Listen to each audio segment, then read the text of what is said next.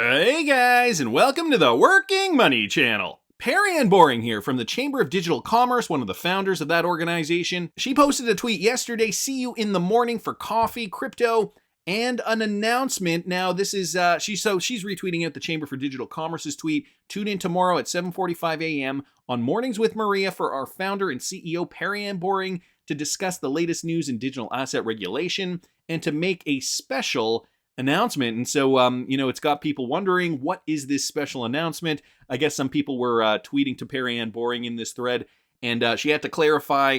I know this is a lot of anticipation around the Ripple case, but this announcement, our announcement tomorrow, she says, is not related to the Ripple case specifically. So I guess some people in the XRP community were asking. That did just air this morning. I don't know if somebody recorded a clip of this. Please do put it in the comment section, a link to the clip, or tag me over there on Twitter. I'd love to see this. As of the time of this recording, this has not aired yet. So interesting to see what this is. As you guys know, yesterday I did a video, and the Chamber for Digital Commerce was going to propose an exhibit, Exhibit A, and that was going to be, or at least, from the sleuthing we did, we could see through the first page, and we can see that they were going to bring forth the Ripple SEC case. I talked a little bit about it yesterday, and if you guys didn't catch that video, I will link it up here in the top right-hand corner. Just keeping on the same topic here, Bill at Balisarius mentioning this, the hits for crypto just keep coming. Gary Gensler thinks that cryptocurrency exchanges have an amalgam of functions that in other securities markets are separated, causing a risk of conflict of interest.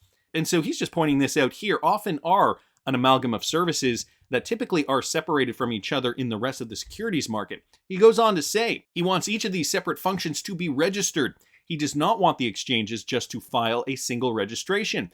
He wants to break them up so that separate legal entities deal with separate functions and each registers its functions to deal with conflicts. Can you imagine that? To ensure they register each of their functions, this is directly from that SEC document, exchange, broker-dealers, custodial functions, and the like, which would result in disaggregating their functions into separate legal entities to mitigate conflicts of interest and enhance investor protection, all in the name of investor protection. Yeah, right. I think we stopped believing that a long time ago.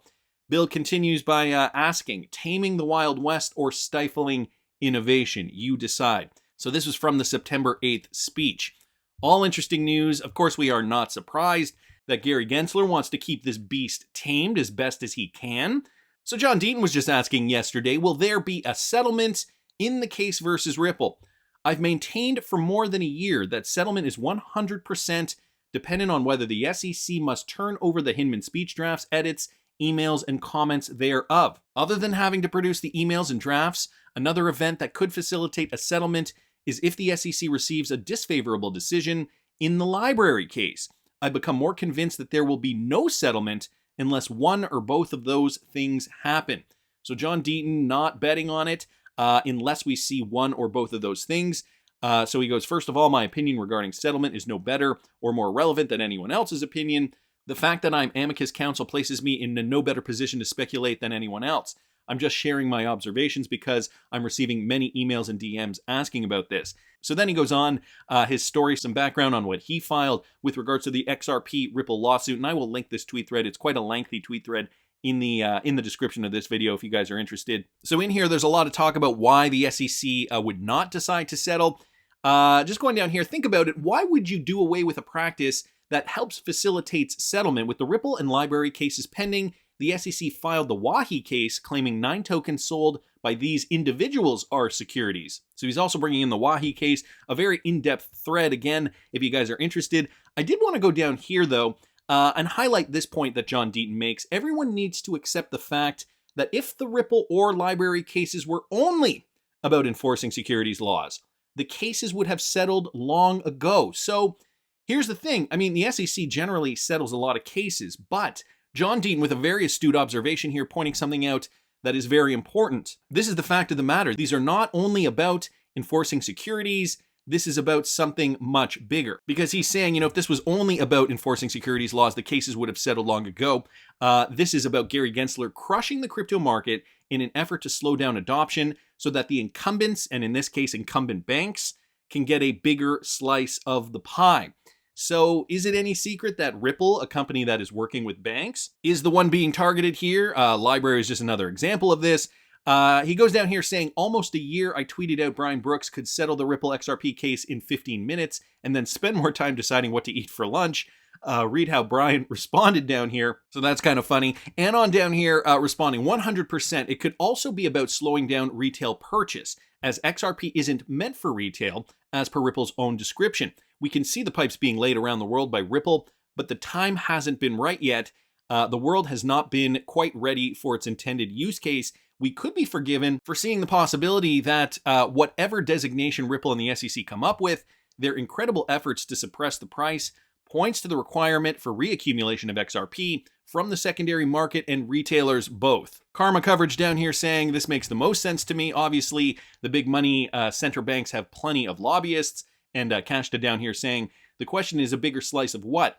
If they want bigger slices, they've had plenty of opportunity already, and clarity would be needed. This is more about the real ideological differences in what a decentralized asset is or isn't. So Kashta here taking on a bit of a different perspective on this. Crypto Knight also chiming in, yes, I have been saying this since the case began. In my opinion, the ETHgate clan is manipulating the market, and the US government is allowing it to happen because when you have friends in high places, you take care of those friends. So this is more about the industry as a whole, using Ripple as a poster child and library as well. Anyway, I will leave this John Deaton tweet thread in the description of the video. Wanted to keep moving, guys. All the money at Real Lisa Daily here, pointing this out. Have you heard of AIR, the Alliance for Innovative Regulation? It's a coalition, and they've written the Regtech manifesto, which lays out what a digitally native regulatory system will look like and how to build it. And guess who is part of the team, guys? None other than David Schwartz. Now, if you guys read some of this Regtech manifesto, I have the link in the description of this video. Let me read you guys just a little bit of this. Achieving fair finance will require new regulatory technology. AIR's white paper, a Regtech manifesto, explains why and offers the roadmap for converting to a digital regulatory system.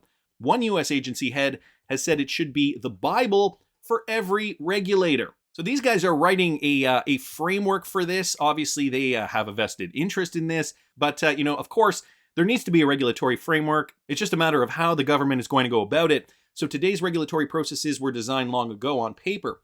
They use legacy technology and require extensive manual work. FDIC examiners, for example, spend 450,000 hours a year manually reviewing loan files that are already largely digitized. Regulators rely on fragments of information, sampling of files, reports that lag months behind real time, and aggregated data that can mask problems like credit discrimination and rising systemic risk because they don't yet have tools that can ingest and analyze data in digital form. The Bank of England says that says that reviewing all the information it receives would take the equivalent of every analyst reading a complete works of Shakespeare every day, twice a day, 365 days a year. So you can imagine how much time that would take. It's a great analogy there. Until recently, the current methods were the best available. Today, however, regulators throughout the world are exploring new strategies for leveraging digitization and artificial intelligence to do their work better, faster, and cheaper all at once. So there is technology to do this.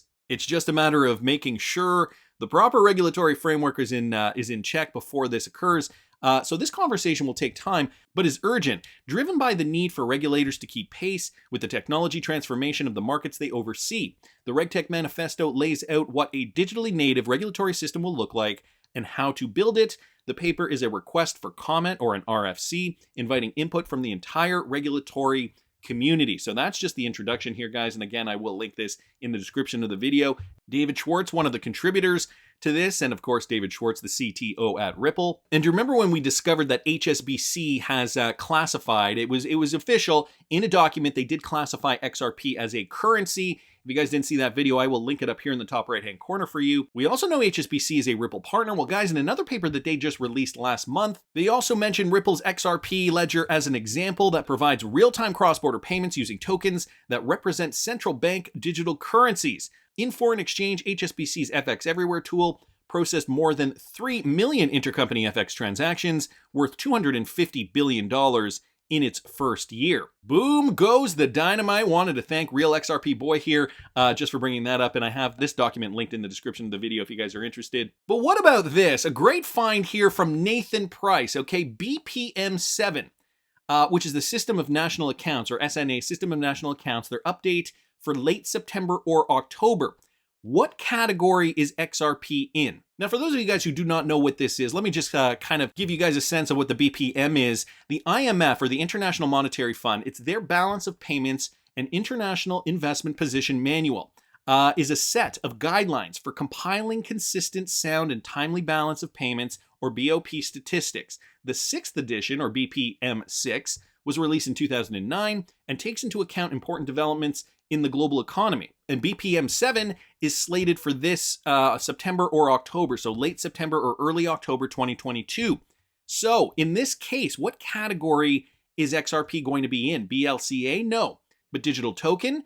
Probably yes, a hybrid within a platform, financial asset with a corresponding liability. So does that make XRP a debt security? What exactly is the IMF saying here? So first of all, let's talk a little bit about a debt security and if XRP could fulfill this role. So a debt security is a debt instrument that can be bought or sold between two parties and has basic terms defined, such as the notional amount, the amount borrowed, interest rate and maturity, and renewal date. Examples of debt securities include government bonds, corporate bonds, certificate of deposits, municipal bonds, or preferred stock.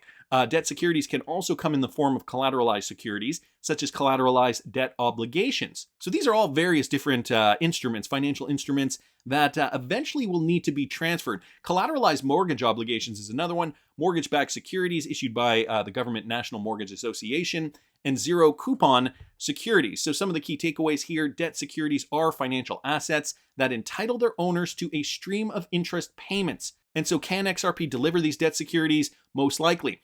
Unlike equity securities, debt securities require the borrower to repay the principal borrowed. The interest rate for the debt security will depend on the perceived creditworthiness of the borrower.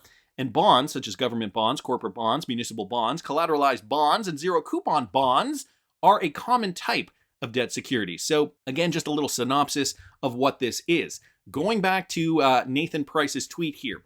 Does that make XRP a debt security? Let's dive into this a little deeper. This joint collaboration, which was embraced last October, has clearly eased the process of reaching common ground on cross-cutting and complicated issues. At the conclusion of this meeting and upon finalization of a few remaining guidance notes by written procedure, the chair noted that the focus will be on phase 2 of the balance of payments and international investment position manual, or BPM 6, the update of that process.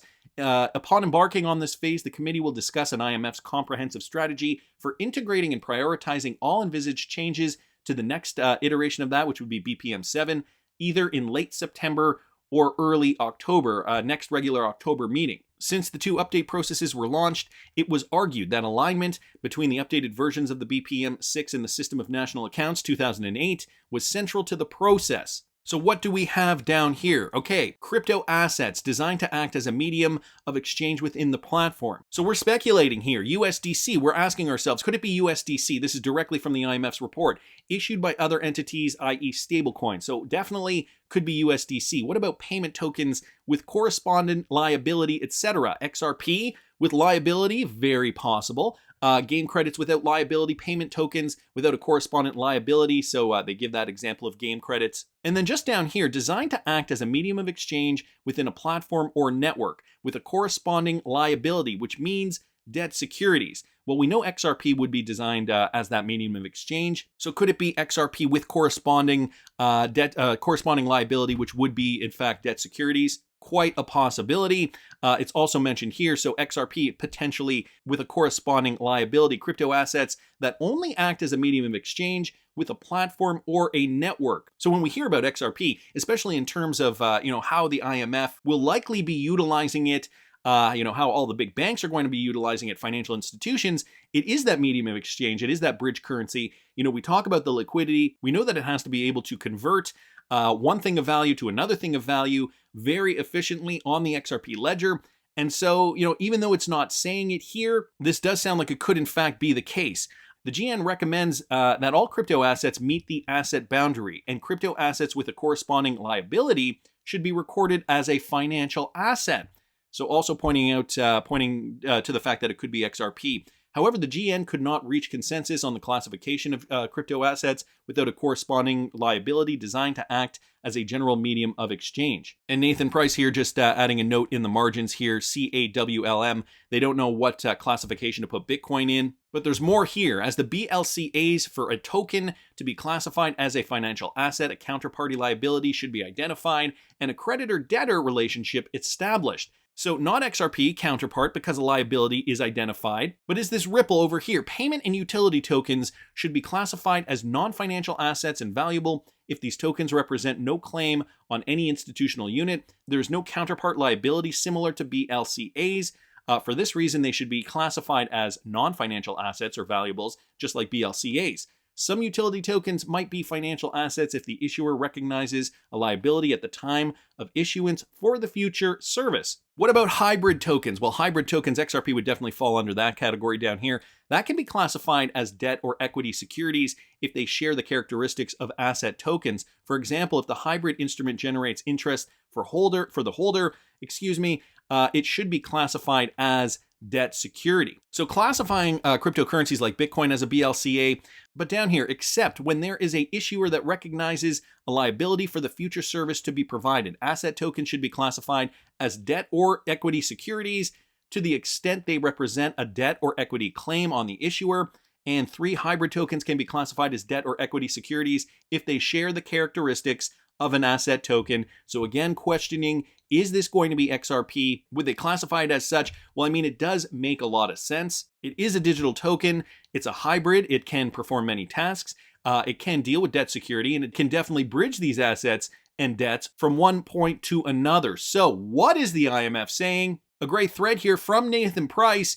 It really does get you wondering. And so the other great thing is that we know there is a connection with the International Monetary Fund and Ripple, and there has been for quite some time now. I think it's only a matter of time before this becomes clearer and XRP begins its utility journey, not just moving all the money, but moving all the debt. That's just my opinion, but I want to hear what you guys think. Please subscribe to the channel if you haven't already. Like the video if you like the content I'm providing. I always love hearing your comments. See you in the next one, guys.